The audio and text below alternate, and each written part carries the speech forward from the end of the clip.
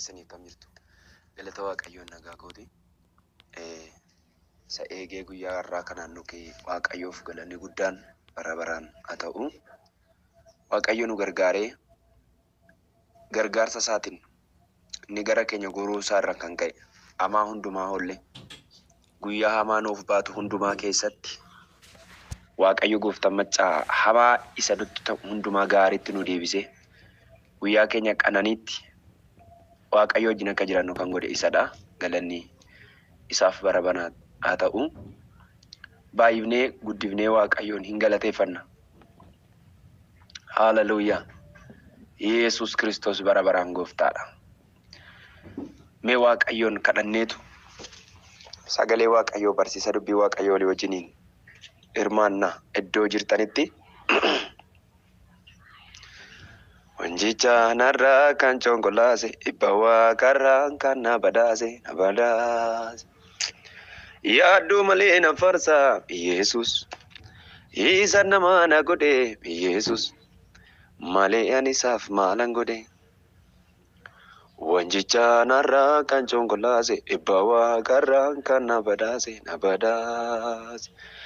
yaaddu malee na farsa Yesus isa nama na godhe Yesus malee ani isaaf maalan godhe. Hallelujah. Guddifnee baay'ifnee si galateeffanna Waaqayyo Abbaa keenya maqaa Gooftaa Yesus Kiristoosiin galanni ulfinni guutuun bara baraan siif haa ta'u. Gargaarsa abbummaa kee lafa turreef iddoo jirru hundumaatti waan nu eegeef guddaa maqaa kee nan eebbisa waa'ee yeroo kanaaf maqaan kee bara baraan haa ulfaatu. Qulqulluu dubbii keetiin nu eeddee amajaajota baay'ee isaanii dhiiga keen nu shaffante karaa hundumaan dallaa ibiddaati waan nu eeddeef guddaa si galateeffadha. Ulfinni galanni hoqubaan siif bara baraan haa ta'u. Dubbii keessa jiraataa ammas nutti dubbachuudhaaf qalbii keenya bantee addunyaan keenya garamitti deemaa akka jirtuuf dubbiin kee kun maal akka nu barsiisu hubachuudhaaf qalbii keenya bani. Ergamoonni seexanaa lafa jiranii haa rukutaman maqaa Gooftaa Yesuusiin ameen. Guyyaa har'aa kana The Teaching of Islam isa jedhuun isin barsiisa yookaan barumsa Islaamaa waa'ee barumsa Islaamummaan Islaamni maali yookaan akka biyya keenyaatti barumsa Islaamonni maalidha kan jedhu hubannaadhaaf akka nuuf ta'utti walii wajjiniin ilaalla. Barumsa waa'ee Islaamummaa Islaama akka isin taatan asin afeeraa jira otoo hin taane akka isin beektan irraa of eeguudhaaf lammaffaa immoo wangeela dhugaa ba'uudhaaf kan nu gargaaru dha jechuudha. Kanaaf walii wajjiniin isa kana hin ilaallaa. Yoo yeroon Waaqayyoo fuula keenya duratti yeroo bal'aa walii wajjin nuu kenne barumsa kana barbaachisummaa isaa wajjiniin hin ilaalla. Kaayyoon barumsa kanaa tokko guutummaa biyya lafaa irratti amantiin Islaamaa amantii Kiristaanaatti aanee sadarkaa lafarra kan jiruu fi yeroo ammaatti duuka buutota baay'ee horachaa saffisaan guddachaa kan jiru waan ta'eef hubachuun keenya baay'ee barbaachisaadha. Lammaffaa irratti ergama gooftaan keenya Yesuus Kiristoos wangeela Maatiyos boqonnaa 28 lakkoofsa 19 hanga 20tti nutti kenne galmaan ga'uuf akka nu gargaaruuf beekuun kan nu barbaachisuuf. Kanaaf inni sadaffaan kaayyoon barumsa kanaa gowwoomsa amantii kanaan qabamanii warra jiran dukkana isaan keessa jiran keessaa akka ba'aniif dhugaa wangeelaa fi quraanni wal bira qabne Kiristoos isa dhugaa ta'e itti mul'isuudhaaf quraanas beekuu qabna wangeelas beekuu qabna jechuudha. Kiristaana quraana beeku tokko musliimonni akka barbaadan hin godhan. Inni arfaffaan addummaa amantii kiristaanaa fi Islaamaa beekuun baay'ee barbaachisaadha. Shanaffaan dhugaa Kiristoos keessa jiru itti mul'isuuf akkamitti musliimotatti dhiyaachuu akka qabnu nuuf ibsaa jechuudha. Kana barra kaayyoon isin barsiisuu kootii waan shan kanadha hubattanitti yoo ta'e jechuudha. Kanaaf walii wajjiniin yeroo gabaabaa fudhannee ilaallaa. Biyya lafaa kana keessatti amantii gurguddaa jiran keessaa amantiin Islaamaa amantii kiristaanatti aanee guddinaa fi beekamtiidhaan isa lammaffaadha. Keessumatti yeroo ammaa kanatti guutummaa biyya lafaa kana keessaa yeroodhaa gara yerootti amantoota baay'ee argachaa guddachaa kan jiru amantii Islaamaa kana akka ta'e beekamaadha. Kanaaf waa'ee amantii kana sirriitti beekuun dirqama warra kiristaanotaa ta'a. Sababni isaa ifa wangeelaa dhugaa ba'uuf Kiristoos jireenya ta'e itti labsuudhaaf amanticha beekuun barbaachisaa waan ta'eef. Amantoonni kiristiyaanaa hundinuu sirriitti waa'ee amantii Islaamaa beekuu fi hubachuu itti dabalee immoo akka dubbii Waaqayyootti maal akka itti fakkaatu qoranii ilaaluun baay'ee barbaachisaadha. Kunis biyya keenya keessatti biyya keenya akka warra biyyoota Afrikaa kan biroo akka ishiin hin taane eeguun nu dandeessisa. Fakkeenyaaf Tuniziyaan akka biyya kiristiyaanotaa warra akka Phaaphaasii Purisiinota namni jedhamu sababii amantii kiristaanaaf mormi isaa achitti kan qalame achitti kan du'e namoonni amantii kanaaf gatii baasan biyyicha keessa jiru. Biyya Liibiyaa yoo ilaalle sababii warra Yesuus duwwaa yookaan only Jesus warra jedhan achi keessatti barsiisaa mari'achaa waan turaniif achi keessatti waan barsiisaniif mari'achuudhaan Phaaphaasonni danuun iddoo itti walitti qabamanidha biyyi Liibiyaa.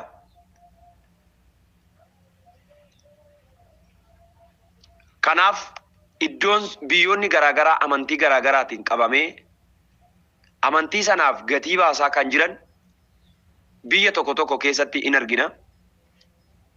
Dhuga ba'umsi amantii kiristaanaa iddootti qophaa'edha. Biyyi Liibiyaa jechuudha. Iddoo itti waa'een amantii kiristaanaallee dhuga ba'umsa amantii kiristaanaa gurguddaan achi keessatti qophaa'e jalqaba isaa jechuudha. Akka salphaatti biyyoota akkasitti hundee gadi fageeffachuu hin danda'an biyyoota amantii waa'een amantii kiristaanaa keessatti jalqaba lafa qabate jechuudha. Biyya Gibxii fudhannee yoo ilaalle yookaan Misir immoo ergamoonni warri akka Maarqos warri akka Kiliminaatos namoonni jedhaman macaafa qulqulluudhaaf aarsaa kan ta'an nama Iskindiriyaa barsiisa amantii kiristaanaa cimaa iddoo itti barsiisaa turanidha. Biyyi Gibxii yookaan Misir kun immoo kanaaf yeroon utuu jiru hojii isa na erge hojjechuun narra jira inni gooftaa Yesuus Kiristoos wangeela Yohaannis boqonnaa 9 lakkoofsa 4 irratti jedhu dubbii gooftaa sirriitti hubachuun barbaachisaadha. Akka namichi Deef Baaret jedhamu tokko tilmaametti bara 1,900 guutummaa biyya lafaarraa jedhe musliimonni gara miliyoona 200 ta'u edheetu tilmaame. Kunis saba lafa irraa waliin yommuu ilaalamu harka 12 ta'uu jechuudha. Harka 12 keessaa edheetu bara sana akka kanatti tilmaame. Bara 1996 immoo gara miliyoona 1tti ta'u edheetu tilmaame. Kana jechuun parsantii yeroo qabu parsantii 19 edhe akka odeeffannoo hanga bara 2006 akka lakkoofsa kan jara keenyaatti immoo baay'inni musliimotaa miliyoona 1.48 kunis guutummaa biyya lafaarraa parsantii 22.82 ta'uu isaaniitu himama. Harki 18 kan ta'an biyya Arabaa Saharaa Afrikaa keessatti harki 30 biyya Indiyaa, Paakistaan, Baangiliidesh biyya jedhu keessatti tilmaaman musliimonni miliyoona 5 ta'an gara Ameerikaa dhiyaa akka isaan jiraatan namichi kun tilmaamee lafa kaa'a jechuudha.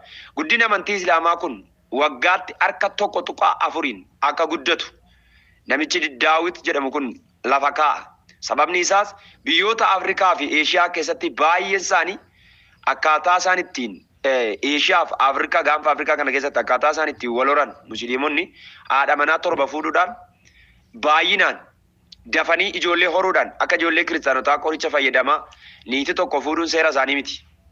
Kanaaf dhorgaadha akka kanatti isaan kanaaf haadha manoota 7 ol fuudhaniitu ijoollee ariifatanii godhatu waan ta'eef keessumaa biyyoota kana keessatti Afrikaa fi Eeshiyaa kana keessatti kan isaan dafanii baay'ataniif sababii kanaaf akka odeeffannoo bara 2007 keessa argametti baay'inni warra amantii Islaamaa wajjin bu'an guutummaa biyya lafaarraa miliyoona 1.8 ta'uusaa odeeffannoodhaan bira ga'ame. Akka lakkoofsa warra adiitti 2007 jechuun waggoota hedduu dura jechuudha. Warra kan keessaa harki 85 warra qomoo suunii jedhamanitti yommuu ta'an harki 15 immoo qomoo warra shi'aa jedhamanitu waamamu. Baay'inni namoota Islaamaa duukaa bu'anii saba guutummaa biyya lafaarra jiran wajjin yommuu wal bira qabnu harka 3 keessaa harka 1 ta'u. Kana jechuun baay'inni namoota miliyoona 6 ta'anii guutummaa biyya lafaa keessa jiraatan keessaa yommuu ilaalamu bara 2025tti baay'inni musliimota biyya lafaa guutummaa irratti parsantiin 24 ta'u jedhameetu tilmaamama. Tilmaama gara fuula duraatti jechuudha.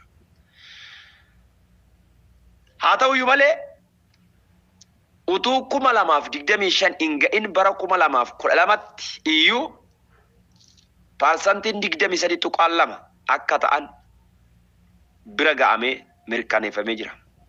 Biyyoota beekamoo gurguddaa warra akka USA, Austraaliyaa, Biriitaaniyaa jedhaman keessatti immoo waggaa tokko keessatti namoota 100,000 fi 80,000tu gara amantii musliimatti dabalama akka daataa isaaniitti.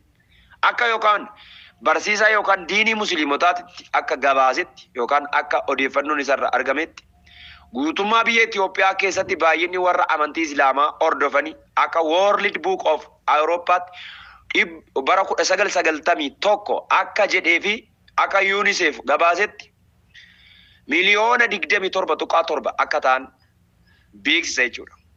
Harki caalaan harki guddaan isaan akka ta'etti himama jechuudha.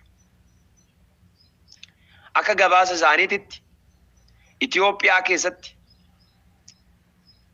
bara 2010tti biyya Itoophiyaa keessatti baay'inni musliimaa parsantii 33.8 akka ta'e dubbata jechuudha.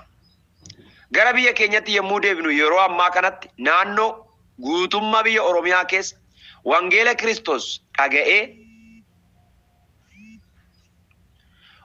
Kiristoos dhaga'ee kan fudhate harka 100 keessaa harka 17 qofa akka ta'e himama jechuudha. Wangeela Kiristoos kan fudhate akka guutuu biyya Oromiyaatti.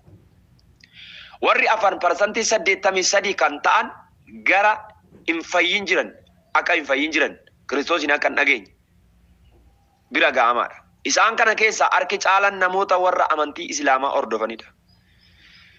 Akkasuma baay'inni musliimotaa Oromiyaa keessatti akka himamutti baay'ina sabaa keessaa 47.6 akka ta'an bira ga'ameera. Keessumaa yeroo ammaa kanatti biyya keenya keessatti akkasuma Finfinnee keessatti maskiinni duwwaan maskiina 150 guutummaa biyyaatti immoo akka Itoophiyaatti 30,000 olitti kan tilmaamamu maskiinni ijaaramee akka jiru bira ga'amaadha jechuudha. Cherchiin yookaan waldaan kiristaanaa waldoota kiristaanaa wangeela lallabanii ammama akka baay'atuuf ammama hundii akka isaan qaban yeroo ilaallu baay'ee kan wal gatudha jechuudha. Yeroo ammaa kana maskiin musliimoonni hidhata isaan qabaniif waldaan kiristaanaa hidhanni ishiin qabdu yoo ilaalu waldaan kiristaanaa wangeela Kiristoos kan lallabdu walitti naafti wal jibbiti walirratti ka'u musliimoonni garuu tokkummaan isaan biyya keessatti qaban maskiinni isaan walii wajjiniin ijaaran kan beekamu kan bira ga'amudha jechuudha. Kanaaf wangeelli Kiristoos dhugaa wangeela Kiristoos biyya keenya keessatti hundee akka gadi fageeffatin baay'ee waaqayyoon kadhachuu akka qabnu bakka jirrutti nurraa eegama jechuudha.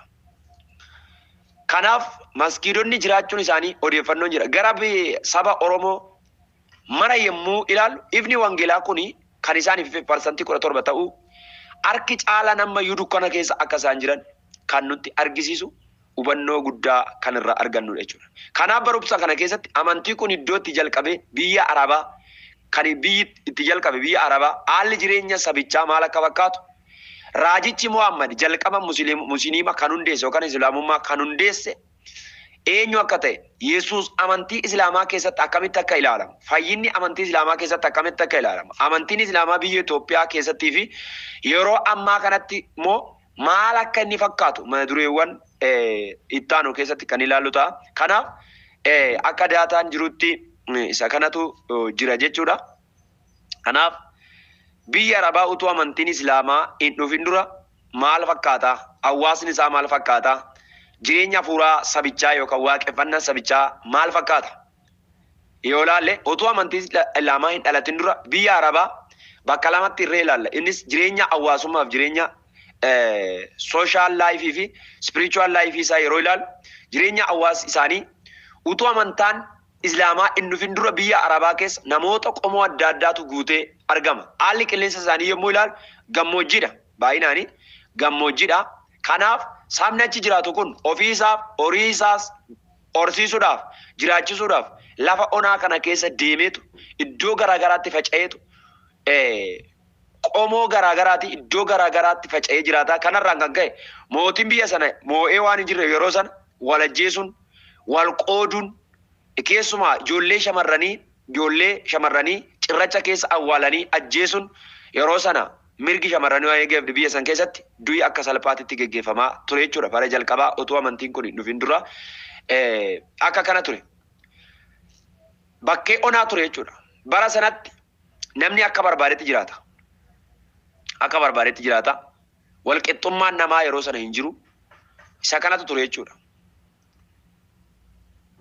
Jireenya hafuuraa saba sanaa yookaan waaqeffannaan saba sanaa yeroo sana waaqolii baay'ee akka isaan qaban mataa mataatti akka isaan qaban waaqa barbaadanitti akka isaan waaqeffatan kan ibsu gara waaqa 360 wiica keessatti argama jechuudha.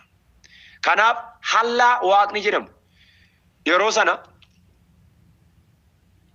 kaabaa yookaan dhagaa gurraacha sana keessatti qofaa isaa waaqeffamaa ture. Kanaaf akka kutaa isaaniititti kan isaan ibsan suuraa 106 irratti kan isaan katabanii irratti waaqeffatan yeroo sana akka kanatti bara quraanni hin dhufne bara amantii musliimaa kun hin dhufne biyya Arabaa keessatti kaabaa yookaan dhagaa gurraacha irratti waaqa jedhanii kan isaan sagadaa turan. Kanaaf gooftaa mana kanaaf bitamaa kan jedhuun suurata kanarratti caqasanii jiru. Jalqaba sanarratti waan isaan hordofaa turan quraana keessatti illee caqafatanii jiru jechuudha. Walumaa galatti namoonni hundi iddootti waaqa isaanii waaqessanii ayyaana godhatanii bakka Makkaa jedhamutti argamaniitu bakka kaabaa turan jechuudha. Otoo amantii musliimotaa hin dhufin dura. Kaabaa dhagaa gurraacha biyya Makkaa keessa jiru kana keessatti magaalonni biyya Arabaa Makkaa fi Madiinaa jedhamaniitu beekamu. Biyya Arabaa keessatti magaalaa gurguddaan yeroo sanaa Makkaa fi Madiinaadha. Magaalonni iddoo namoonni baay'een itti argaman yommuu ta'u akkasumas bakki daldaalli itti geggeeffamudha. Daldala gurguddaatu itti geggeeffama. Magaalota kana keessa namoota qomoo adda addaa yommuu argaman isaan keessaa kiristaanonnii fi warri Yihuudotaa jiru. Qomoo lamaan kanatu jira. Walumaa galatti hundeeffamuu amantaa Islaamaa dura biyya Arabaa rakkoolee qomoon adda addaa baay'een itti wal ga'uu fi waaqoliin baay'een itti waaqeffamanidha jechuudha. Gaafiiwwan adda addaatu jira. Ka'umsa amantii Islaamaa fi kan kiristaanaa wal bira qabnee yommuu ilaallan adda addummaa isaaf iddootti wal fakkaatu jira moo hin jiru kan jedhu ni ilaalla. Islaama kan jedhu utuu Muhammad hin dhalatin hin beekama moo hin beekamu kan jedhu karaa keessatti ni ilaalla. Waa'ee raajicha Muhammad yookaan Muhammad eenyu yoo jennee ilaalle Muhammad musliimoonni hundumtuu maqaa kanaan of waamu. Muhammad ofiin jedha musliimni baay'eesaa parsantiin 75 amma maqaa musliimotaa Muhammad. Muhammad kan akkamitti ilaalu isaanii Muhammad nama akkamiiti?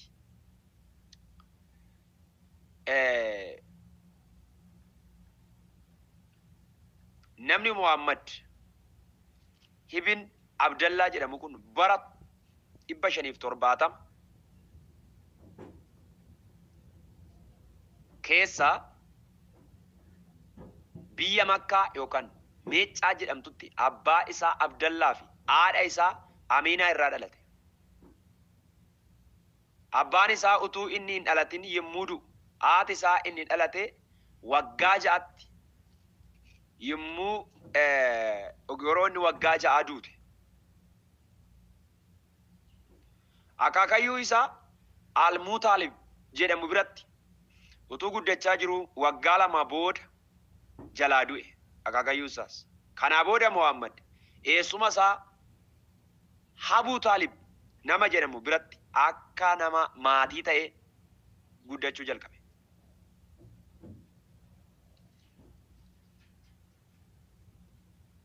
Yommuu sanatti namni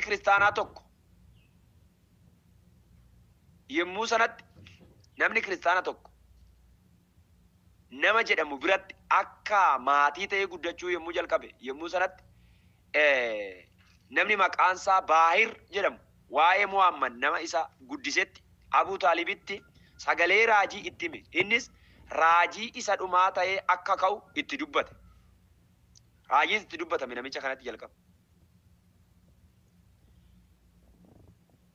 Nama isa guddisetti raajiin kun itti dubbatame. Yeroo waggaa 12 isaa ta'u yeroo jalqabaaf biyya Arabaatii ala gara Sooriyaa nagada jalqabe namichi kun Muhammad kun. Sababni isaa akka aadaa warra saba bahaa jiranitti namni tokko waggaa 12 yommuu ta'u to'annaa yookaan maatii isaa jalaa ba'ee ofii danda'ee akka aadaatti ayyaanni qopheeffamee beeksifama. Waggaa 12tti namni of danda'ee hojii mataa isaa hojjetatee ba'aa waan ta'eef nagada jalqabe namichi kun. Akkasumas namni haadhaa fi abbaa malee guddate tokko akka garbaatti waan ilaalamuuf eessumni Muhammad saba waamee ayyaana guddaa gochuudhaan mucaa ta'uu isaa beeksisee akka kanatti Muhammad of danda'ee jiraachuu itti fufe jechuudha. Namichi kun jalqaba yoo ilaaltan nama kiristaana ta'edha kan raajiitti dubbate. Raajiitti dubbachuun isaa raajiin kun maal akka inni ta'u itti dubbate kan jedhu inni ilaalla. Muhammad waggaa 25 yommuu ta'u nama soorettii taate. Abbaan ishii kan biraa du'e umuriin ishii waggaa 40 kan ta'e fuudhe. Kansaa umuriin 25 dubartii abbaan manaa ishii irraa du'e dubartii waggaa 40 fuudhe garuu. Dubartii waggaa 40 fuudhe nama 25 umurii 25 ta'e kan abbaan manaa irraa du'e fuudhe. Jireenya hafuuraa isaa yommuu ilaalu isa dura waggaa 15f warra Anifet jedhamanii wajjin tokkummaa qaba ture. Amma dubartii kana bira dhufee dubartii kana fuudhutti namichi kun amantii biraa keessatti kan inni qabamee ture jechuudha. Isaanis warra waaqa tolfamaa biyya Arabaa keessa balleessanii amantii dhugaa isa ta'e warra barbaadan turan. Ilaala namichi kun amantii dhugaa qabaa jechuudha dura. Amantii waaqa tolfamaa utuu hin taane amantii amma tokko waaqa dhugaatti waaqessaa kan turedha jechuudha. Muhammad erga fuudhee booda waggaa 40 yommuu isa ta'u bara 110 mul'ata isa jalqabaa suura 96 tuqaa 1-5 isa jiru namni akka inni dhiiga kan taraa irraa uumame kan qabatu mata dureen mul'atichaa dhiiga kan tare kan jedhamuun holqa gaara hiiraa jedhamu keessatti ji'a ja'aaf achi keessa taa'uudhaan yaalii guddaa godhee fudhate. Yommus gara Khadijaa haadha manaa isaatti baqate itti himee ishiinis waan isa irra gahe hundumaa dhageesse naatee eessuma ishii nama kiristaana ture tokkotti nama waaqaa jedhamutti himte. Nama waraqaa jedhamutti himte. Innis mul'ata Muhammad kun waaqa biraa akka ta'e itti dubbate. Raajii saba Arabaa ta'e akka ta'u raajii biyya kanaa akka inni ta'u hin jajjabeessa. Raajii ta'a kuni holqa kana keessatti kan kana arge kun raajii ta'a jedhanii jajjabeessan. Itti fufuudhaan Muhammad hallaa qofaan akka waaqa dhugaa ta'e labsuu jalqabe. Waaqolii tolfamaa Makkaa keessa jiran waaqolii dhugaa akka hin taane lallabe. 360 isa jiru waaqa tolfamaa sana hunduma isaa waaqa dhugaa miti kun jedhee lallabuu jalqabe. Yommuu sanatti namoota harki xiqqoon qofaa yommuu isaanii simatan harki baay'een garuu isa morman. Bara 619 haati manaa isaa Khadijaa fi inni isa guddise Abu Taalib hin du'an. Haadha manaa sin dhabe, isa guddise sin dhabe. Bara 621tti warri Madiinaa ayyaana hajiif dhufanii Muhammad gara Madiinaatti akka dhufuuf affeerraa godhaniif. Yommuu sana namoota isaa wajjin godaanan gara namoota 150 ta'u jedhamee yaadama. Makkaa gara Madiinaan godaansa guddaa musliimota keessatti beekamudha. Isaanis gara Madiinaatti ji'a fulbaanaa bara 622tti dhufanii galan. Inni kunis godaansa isa guddaa isa jalqabaa hijiraa jedhameetu beekama.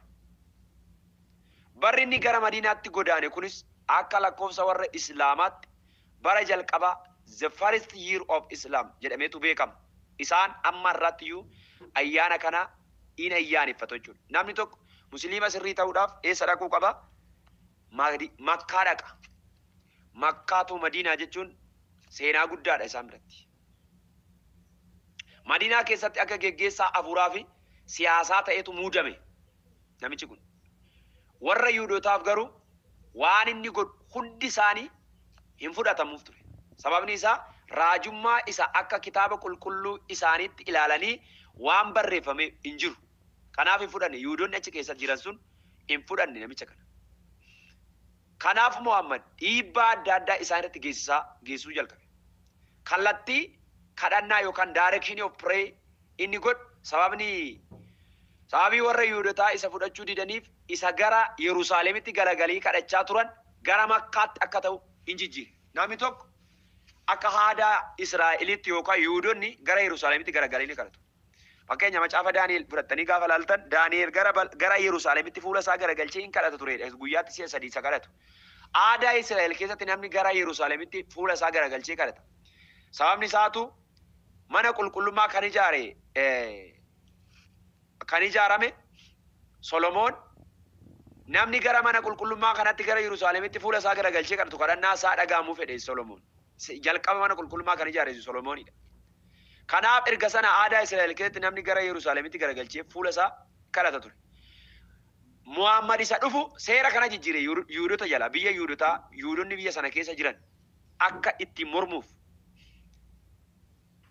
Namni tokko gara Yerusaalemitti garagalee akka hin kadhanne ammaa jalqabe mootii ta'eera waan ta'eef. Garamitti malee gara Makkaatti malee. Har'a musliimoota kan ta'e gaafa laaltan hoggaa isaan salaata godhan ilaala. Fuula isaanii gara Makkaatti garagalchanii kadhatu. Itoophiyaa keessas biyya kamiyyuu gara Makkaan jiru kallattii biyya Makkaatti garagalchaniitti kan isaan salaata godhan jechuudha. Bara 630 keessatti Muhammad gara Makkaa deemee lolli kun lolli jihiidaa jedhamu yeroo sanaa jalqabe jechuudha. Jihaad isa jedhamu lola cimaa lola baay'ee ulfaataa kan namoonni miliyoonaan irratti cafacafaman lola guddaa ture yeroo sana. Isaan irratti moo'ee waaqolii tolfamaa gara 360 sana ta'an gara kaabaa keessaa balleessee waaqa hallaa jedhamu qofa hambise. Isa akka waaqa guddaatti akka waaqessan abboome. Isaa booda bara 632tti gara Makkaatti edda deebi'ee waggaa 2 booda akka tasaa xiqqoo dhukkubsatee ji'a waxabajjii keessa waggaa 62tti hin du'e Muhammad. Hin galaafatame namichi.